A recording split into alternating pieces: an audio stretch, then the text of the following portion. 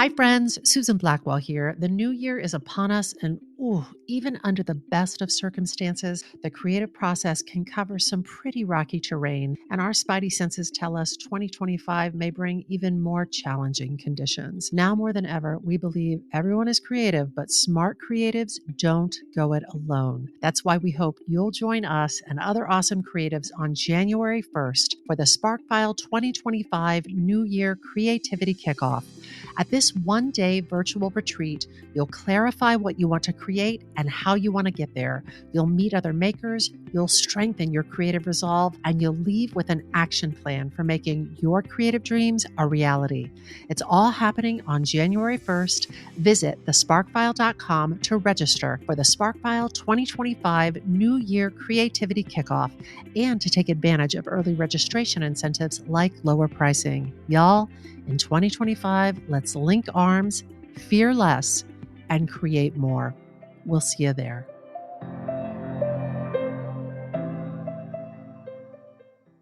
The SparkFile podcast may contain profanity and other adult content. Please use your discretion.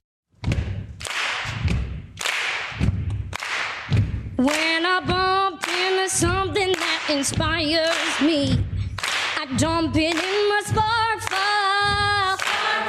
Could be something that I want to make or how I want to be. I pump it in my spark file. I jump into my spark file.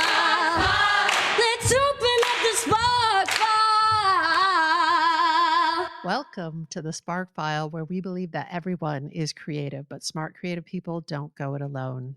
I'm Laura Camian. And I'm Susan Blackwell, and we are creativity coaches who help people clarify and accomplish their creative goals. And you know what? Just by listening to this podcast, you are joining a warm and wonderful clan of creatives. But you may be asking yourself, what exactly is a Spark File? Well, a Spark File is a place where you consistently collect all of your inspirations and fascinations. Every episode, we're going to reach into our very own Spark Files and exchange some sparks. And from time to time, we're going to talk to some folks who are sparkly and spark us too. And your mission, should you choose to accept it, is to take some of these sparks of inspiration and make something of your own. So without further ado, let's open up the Spark File. File. Oh, Laura. Oh, Suze. You know, as we were working through that introduction, I was like, we are really reaching into our very own Spark Files today. Yeah. For this spark. Yeah. I can't wait. This time it's personal, Laura. Did you reach deep? I did. Good. I can't wait. This is good. You know, there's a certain vulnerability that comes with sharing the spark that I'm about to share. And I will tell you that I think I had some real hesitancy about going where I'm about to go in this spark, because I'm like, how does this reflect upon me? What are people going to think about? And by the end of it, I was like, fuck it. Yes. Oh, I'm proud of you. That's a journey, and it's great to get on the other side of it. I'm so psyched. It was a journey with a soundtrack provided by Journey. Okay, before we begin, I want to remind you, Laura, and you, sweet listener, that I am not a doctor. Nothing shared today should be taken as medical advice. And a little content warning, I'm going to touch on the topic of suicide. Capiche? Oh, okay. I'm sorry, I was giggling. Yeah, Girl, that isn't funny. That's okay. But I was thinking, if you're getting your medical advice from the Spark File podcast, best wishes to you. Live and be well. So this episode, I'd like to dedicate this episode to anyone who has had a period in their lives, for anyone who loves someone who has had a period. Whoa. So if you're listening to this podcast, I feel like this episode is for all of you. You're talking everybody. At first blush, you might be like, no, thank you. There's nothing I could possibly take from this episode of the Spark File podcast. Sit down. Contraire. Shut up. No, sorry. No, I would never say that. I would never say shut This up. episode, writing this has emboldened me. So I'm going to try not to be a total dick. I like it. You're spicy. Spicy Susan. Makes me a little spicy. So here's a little story for you. About 6 years ago, and I had to look it up, Laura.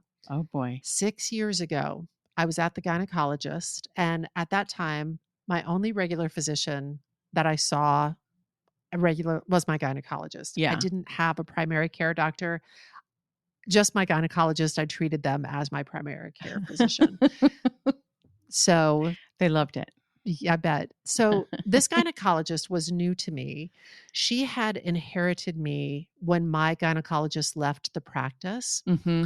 And because I was then treating my gynecologist as my primary care physician, I told her how run down I felt. And I even asked her if she was able to test me for Lyme disease. And she looked at me like I was crazy and said, "No, I can't do that for you." And I remember being Wow. like, I guess I'm an idiot for asking. Oh. But what she didn't do was ask me any follow up questions. And I'm sure she was in the midst of her busy gynecological day. And she is not incentivized to take that time to say, so you're feeling she's a gynecologist. So you're feeling all these sorts, this cluster of symptoms. Mm-hmm. So flash forward. You want to say something about it? You got something to say about it, Laura Camia? Yeah, I do. Because yeah, they're not your primary care doctor, but the symptoms you're describing could easily fall into, and I know you're about to tell us about it, could fall into an area that would make is sense in her realm of expertise. That's exactly right. Yes. That's exactly right. That's why I'm feeling feisty about it. Yes. So flash forward over the next several years, that rundown feeling sort of came and went. And then in the last, I'm going to say 2 years, it really intensified. And I experienced, buckle up, overwhelming fatigue, waking up tired. During the day, I experienced a lack of energy, lethargy. I was physically moving more slowly. I wanted to sit down frequently. I had a loss of interest in activities that I had previously loved. I had difficulty making decisions, difficulty absorbing information. I had been clinically depressed about 20 years prior, and I took medication for it.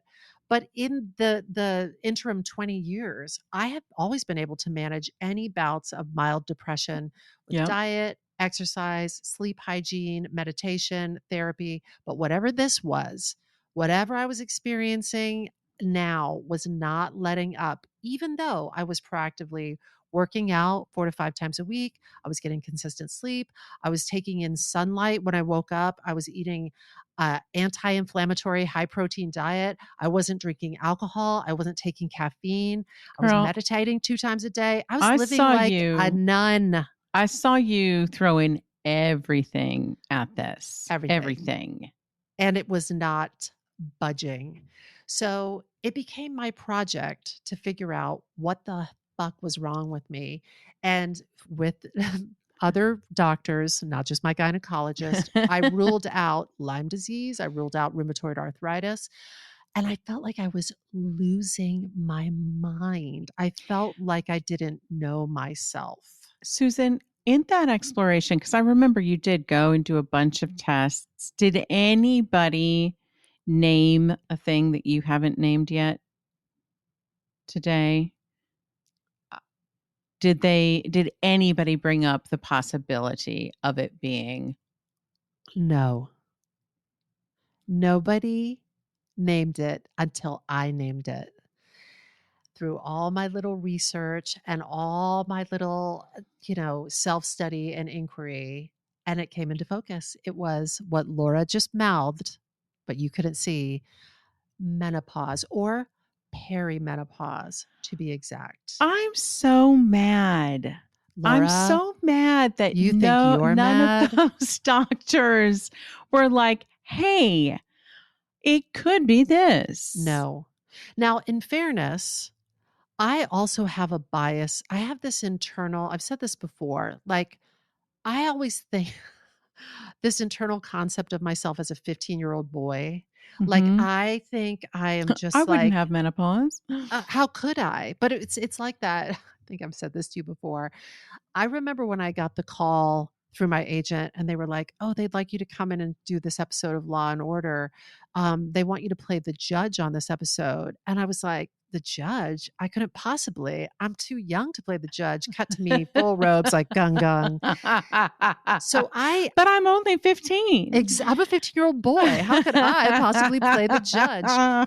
But it was this. It was I wasn't even looking in that direction. Okay, but that's you. These That's are me. professional That's medical right. professionals who can see that you are not a 15-year-old boy, Right. and they might say, "Hey, here's Hey. something we should explore." Yeah. But no. But no. Oh my gosh. We're gonna get into it. Yeah, I've processed a lot of anger Yeah. around this topic. Um, but here we are. Mhm. And so let's get into it. Okay. Let's talk Okay. about what is menopause, because I'm going to be honest with you. I'm a grown woman and I still had so much to learn, Yes. and it's things that I started to learn from friends, Yeah. friends who had gone through it, who were like, "Hey, here's a hot tip." It wasn't from these doctors. So, Yeah. menopause occurs when a person's ovaries stop producing eggs and estrogen and progesterone levels decline. Technically, you've entered menopause when you haven't had your period for 365 days, 1 year without your period, and you're officially welcome to menopause. Okay. Mhm. Mhm. So this can happen naturally, or it can be caused by surgery to remove the ovaries or uterus, cancer treatments like chemotherapy, or for a genetic reason. The transition to menopause is called perimenopause, and perimenopause can last for several years. I just want to take a moment to note that perimenopause would be a great drag queen or king name, but I'm sure somebody's claimed it. Okay. Anyone who has had periods can experience menopause. So, most women experience menopause between the ages of 45 and 55, but it can happen earlier or later. And the average age in the United States is 51. And some transgender men, non binary people, and intersex people may also experience menopause. So, there's a lot of people who may experience Yes. menopausal symptoms, I should say. And some Yes. of those symptoms include, and I'm going to sound like Rosanna Dana here. If you don't Mhm. know who that was, kids, there was a character You're that too Gilda young for Radner played. menopause. That's oh my God, that's amazing. Rosanna Dana was a character that Gilda Radner played on Saturday Night Live. And she would be like, my this hurts, my that hurts, my fa fa fa. Okay, that's what I'm going to sound like. But these are some of the symptoms: irregular periods, that would be in perimenopause, hot flashes, night sweats, difficulty sleeping, breast soreness, joint pain, muscle aches, bloating, weight gain, tingling in your hands, feet, or arms, decreased sex drive, vaginal dryness, brittle nails, loss of hair, dry skin, general itchiness, itchy ears, acne, headaches, dizziness, fatigue, anxiety, mood swings, brain fog, difficulty concentrating, panic attacks, burning tongue, taste bud changes, gum and teeth issues, digestive issues, changes in body odor, bladder control issues, irregular heartbeat, and electric shock sensations in your body. What? That's right, Laura. That's right. And Wow. hold on, she's not done yet. Last November, an article came out of the Cambridge University Press over there in the UK. It was entitled Severe Mental Illness and the Perimenopause. Mm. According to this article, due to fluctuating and declining estrogen levels people experience during perimenopause, some can experience anxiety, depression, irritability, insomnia, dissociation, and anhedonia. What's What's that, you anhedonia, you say? might ask, besides being another grade A drag queen name? Anhedonia is the reduced ability to experience pleasure or interest in activities that were once enjoyable. It Oh, can manifest as a no. general lack of interest in life or as a more specific inability to experience pleasure from certain types of activities. Oh, Social anhedonia is a lack of interest in social interactions and relationships. For example, you may not want to spend time with others or get involved in dating or friendships. And physical anhedonia is an inability to experience pleasure from sensory experiences like touch, smell, or sound. For example, you might no longer enjoy going out to eat or listening to live music. wow. Yeah. Laura, recently I sent you, Laura's been with me on this journey. I've seen it. I Laura have has seen been it. in the trenches with me. We're in there. And I texted you recently. It was a post by Dr. Mary Claire Haber, Yep. and it Who's was doing her. God's work. She is, and she's taking heat for it too, because people are critical. There's a last week this article came out. Sorry, I'm off script here. No, I want to I'm know. What's she getting heat for? Last week, the New York Times published an article that was critical of Dr. Mary Claire Haber because it said she is capitalizing on people going through menopause by selling supplements and promoting a diet for people to work on their Excuse me? visceral fat. And I was like, fuck all of you, because well, I'll get to this in a second. One of the sources of my outrage is how little attention and medical research has been paid to menopause and perimenopause. And I was like, she is shining a light on it. And if that's what it takes to move the needle. How dare they say, and she shouldn't make money off of that. How many Oh, please. industries, questionable characters have come in where they see an opportunity anywhere and they're selling people bullshit?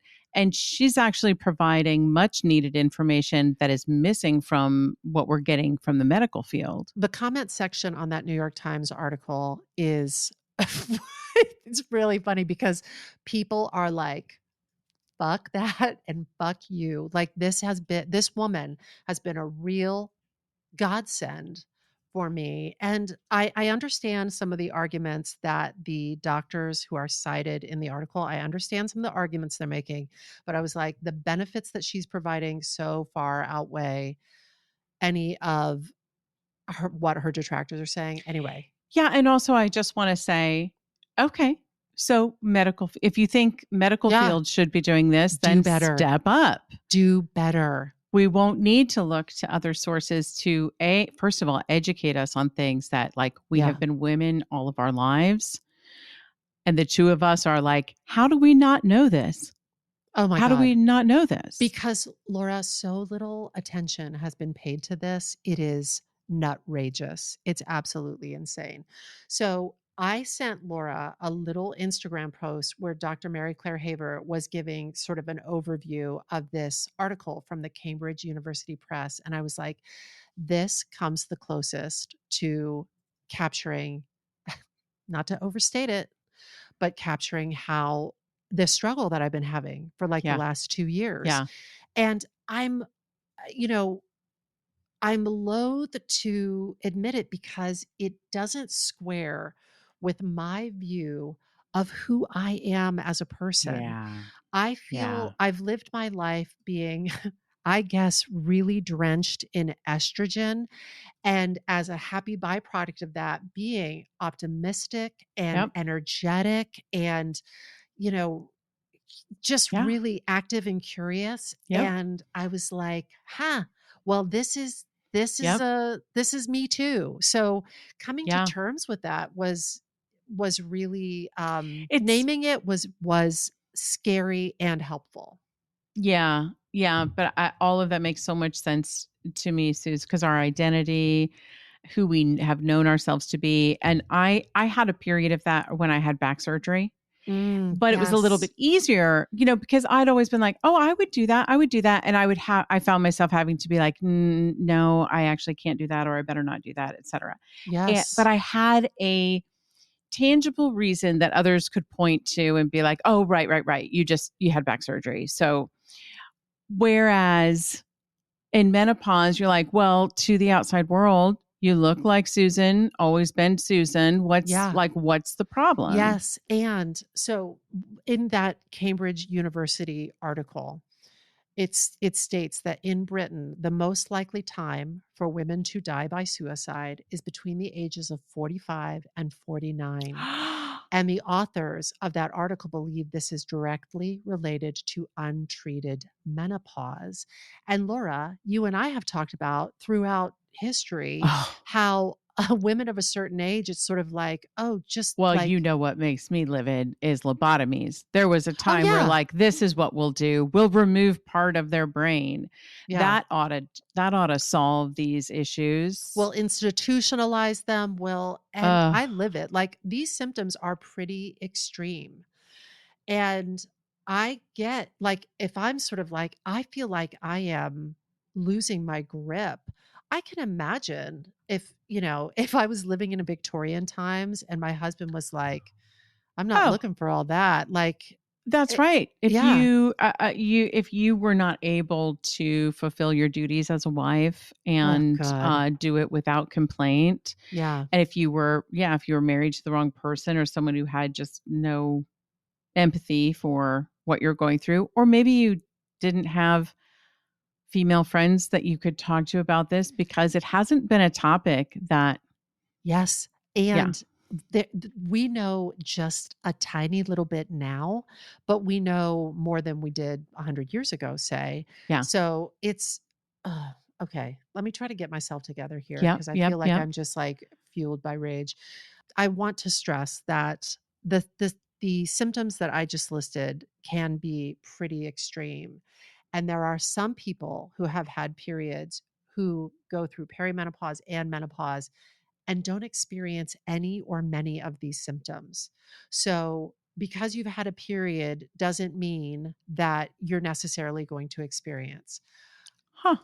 But if you have experienced any of them with any frequency for any period of time, you know how shitty that can be Yeah. to inexplicably go from feeling vibrant and alive and creative to Yes. feeling differently. That's right.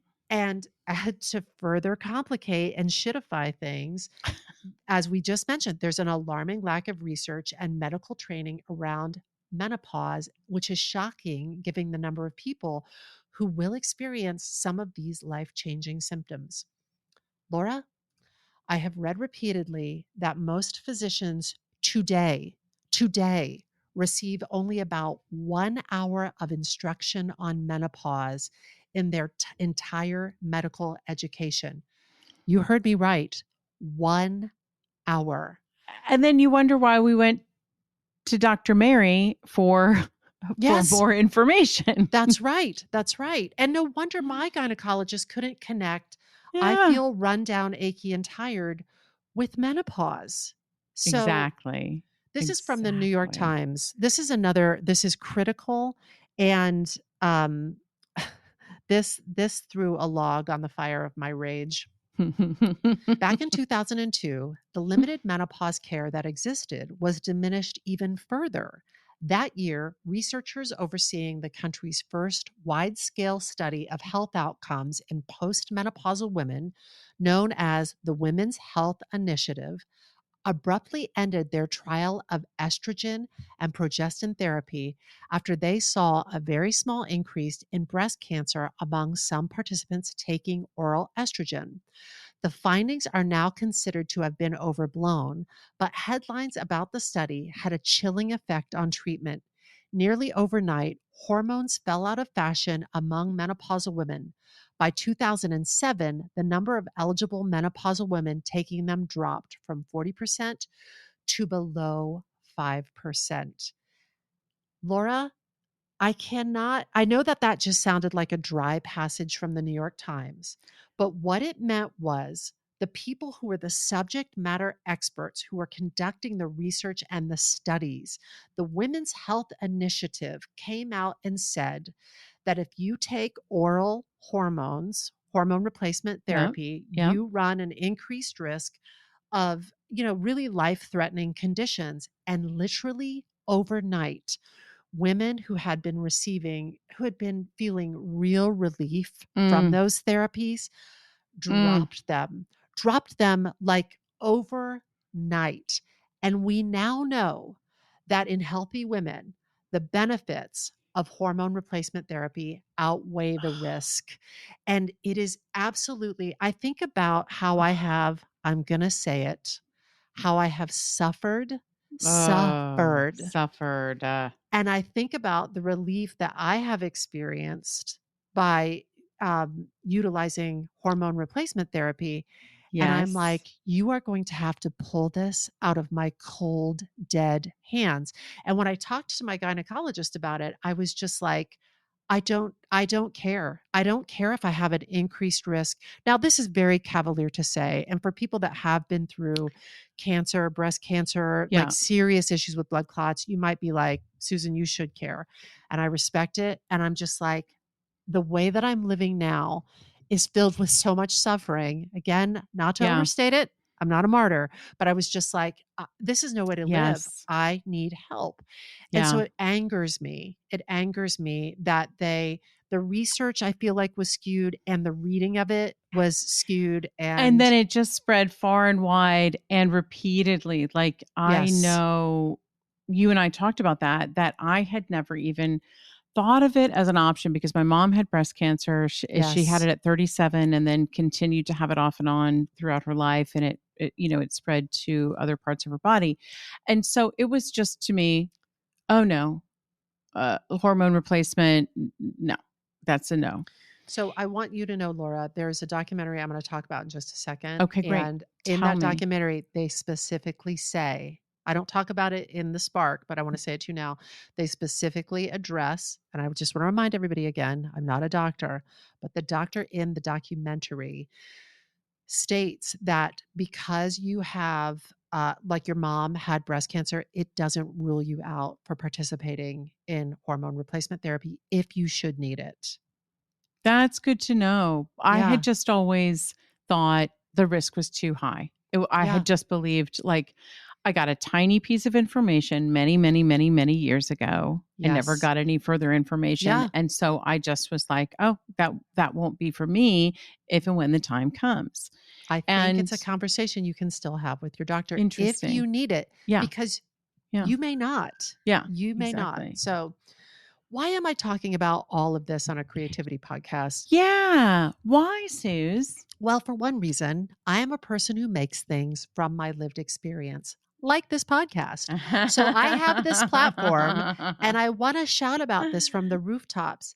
If you are a menstruating person of a certain age and you start to feel off or you start to feel poorly, consider the possibility it might be perimenopause. Even if you are still getting your period, your estrogen levels may be fluctuating or declining, and that can make you feel unwell in strange and mysterious ways.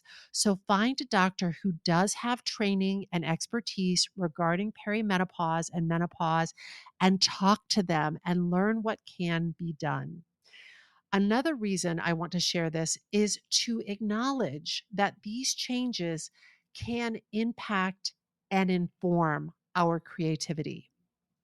Impact, as in, I am still evolving. I am a different person slash creative than I was Mm. 20 or 10 or even 5 years ago.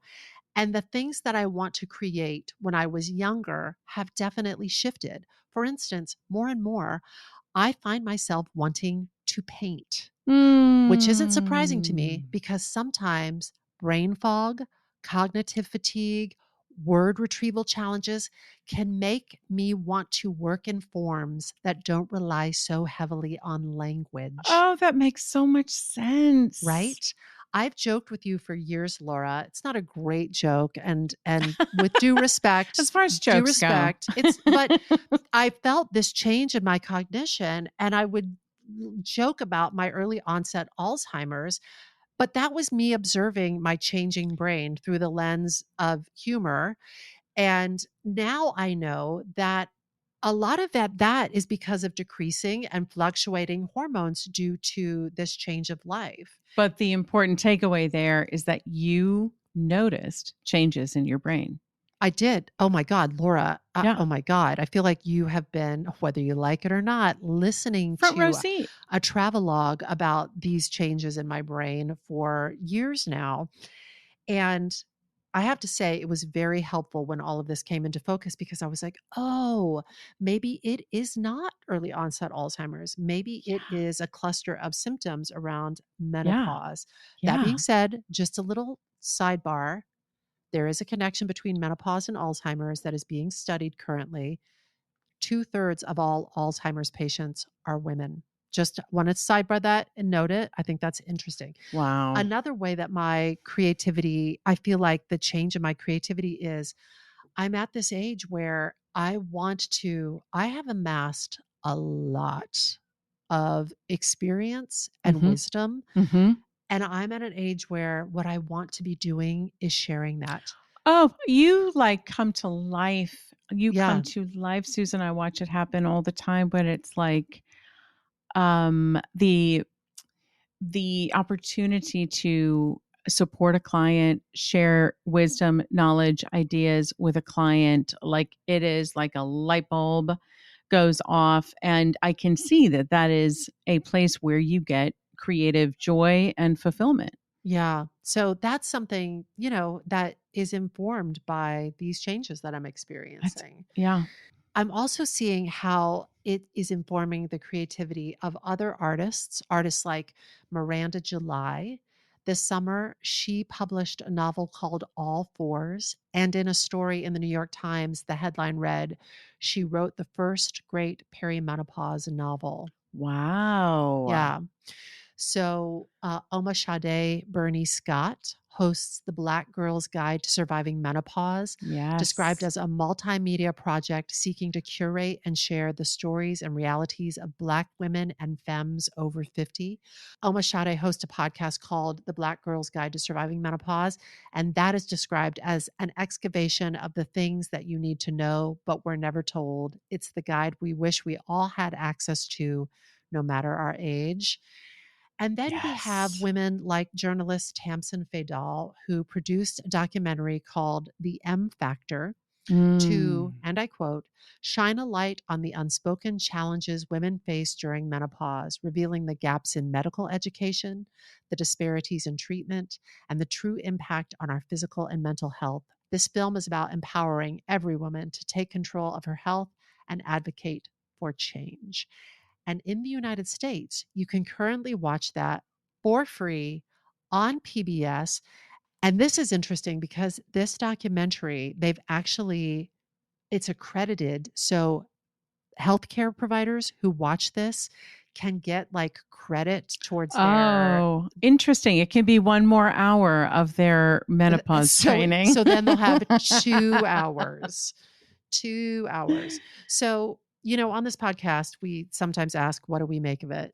What are we Mhm. going to do with this? Yeah. And so, first, I just want to say if you feel like this may be something that you're experiencing or something that somebody you love or care about is experiencing, or you just want to be an informed person, go out, go forth and learn, read about it, watch, discuss, share information. Talk to a doctor who is trained in menopause. I had to Mhm. search for mine, but I found her Wow. and she knows me and we talk. And I know that when I see her, she's not like, I read the notes quickly to remind Mhm. myself who this person is. Uh-huh. We talk. She has adjusted my hormone therapy 2 or 3 times now as we try to Yep. like dial it in and we try to get back to good old Susan again. I Oh. want you to know that perimenopause and menopause is simply a profound hormone shift. But to quote Dr. Kelly Casperson, who is featured in the M Factor documentary that Tamsin Faidal produced, we've done hormone shifts before. We do it in puberty, We do it with our periods. We do it with pregnancy. This is Yeah. another life event, not some unique and devastating thing that we've never dealt with before. So thank you for that, Dr. Kelly Casperson. I want to do my part, Laura, to normalize this discussion for Yes. humans and for Yes. creatives. And it can feel fraught because it can be unexpected, mysterious. It's tied up with ageism and sexism and cultural taboos Yes. and gender equality. It can feel shameful and negative, but I want to break through that for myself as a human and as an artist. I am not fucking Yes. playing anymore. Yes. If that's a side effect, I like it. Spiciness is a side effect. You may have heard me say, I know you have, Laura, listeners, you may have heard this as well. There's a golden thread that runs through all of my creative work. It is my purpose, and it is to free myself and anyone who wants to come along for the ride, to free creativity, to free self expression, to free laughter, to free understanding, to free connection. In the M Factor documentary, which did I mention you can watch for free on PBS, Dr. Wen Shen says, menopause can actually be viewed as freedom, freedom from having menstrual cycles, freedom from the fear of getting pregnant, which sidebar in this day and age, yes. Women should celebrate the wisdom and the knowledge that is gained from the decades lived and carry herself with pride that she has made it through and has a lot to give. On TikTok, a content creator named Kimberly Beatty posted this. There is a Native American saying that says, at her first bleed, she's introduced to her power. During her bleeding years, she practices her power. And at menopause, she becomes that power. Why did that make me want to cry? Yeah. Kimberly Beatty continues. So while many are focusing on the decline and the deficiency that happens in a woman's body during the change, I want to let you know, and I'm reminding myself, that you are walking into your greatest season of power yet. Those are Kimberly Beatty's words, interpreting an Ojibwe saying. That is my spark today. We are walking into the greatest season of power yet. Mm, mm, mm. Yes, Susan Blackwell. Yes. It's a lot. It is a lot, and I've seen you go through a lot. But for you to end on that note, and for you to be feeling that sense of empowerment that you created for yourself, because you went out and found this information, you had to seek it out, you had to, They're not making it easy on us, they're not friends. making it easy, but Nope. you did that, and I hope that you give yourself credit for doing that, and now you're sharing it with others, and Well, I got I to tell appreciate you, it. when I sat down to write the spark today, I felt kind of overwhelmed because it's, I'm still in it. Like I'm up in my lived experience of this. We have not passed through to the other side yet. And I felt pretty overwhelmed. But by the time I found Kimberly sharing that Ojibwe saying with me, reminding me that we're walking into our greatest season of power, and I can feel what Kimberly is talking about here. Like Yeah. I can feel that.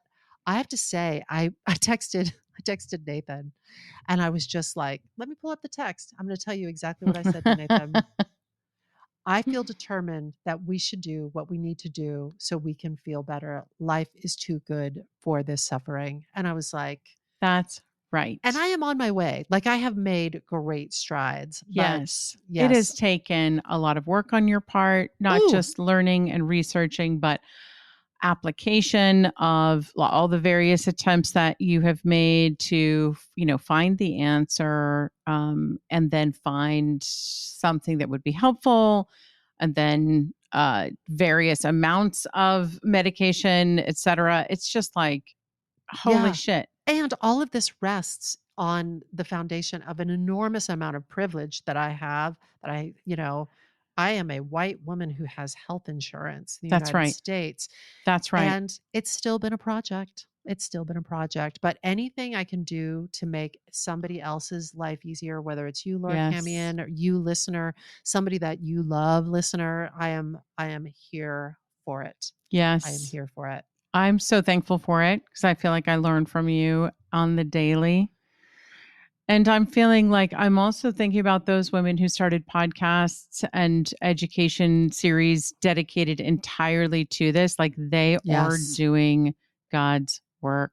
I believe Truly. so. I believe so. And on another podcast episode, somewhere, someday, we can talk more about like, I just don't think it's a coincidence that in this season of power, this is the hormonal change that we have neglected. You know, nobody has Oh, issues with hormonal changes for teenagers, hormonal changes with pregnant women. yes, in the but documentary, they're like, it's celebrated. It's Exactly. celebrated when these changes happen. And there's, uh, baby showers and gender reveal parties and even celebrations of girls getting their period. And things that are also treated as charming, like and funny, like a pickle craving, pickles and ice cream, or like the behaviors of a woman whose hormones are changing while pregnant are teased and kind of made fun of in a